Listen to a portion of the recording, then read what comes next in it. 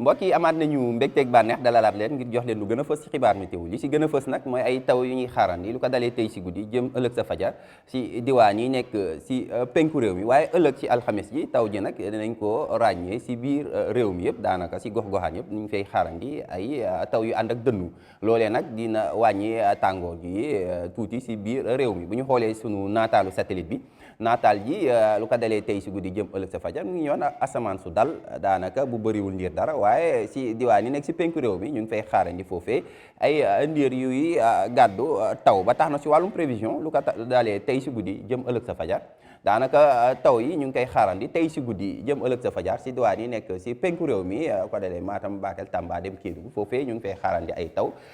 si diwaan yi nekk Ziguinchor Sédhiou Kolda foofee ay taw yu yemamaay la ñuy xaarandi taw yooyu nag mun nañu wàll yaan si ba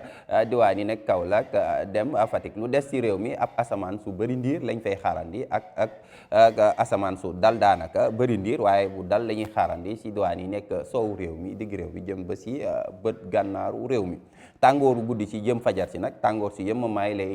doon daanaka ñaar fukki degré ak ñeent mooy doon lu gën a fës lu ñuy xaarandi si Mbour Fatick Diourbel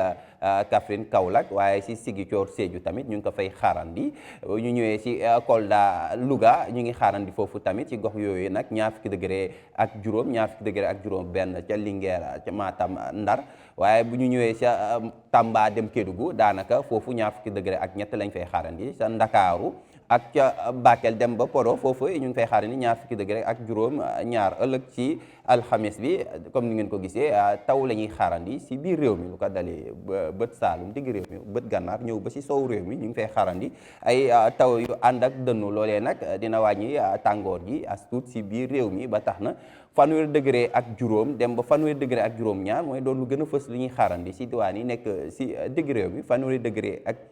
ñeent dem ba fanweeri degré ak juróom dinañ ko xaarandi si Ziguinchor Sédhiou Kolda fanweeri degré ak ñaar ca Kédougou bu ñu ñëwee ca Ndakaaru fanweeri degré lañ fay xaarandi waaye tàngoor ji dina xaw a tar tuuti ca Matam ndax ñu ngi fay xaarandi fanweeri degré ak juróom ñett mbokki daal si tënk jàpp leen ni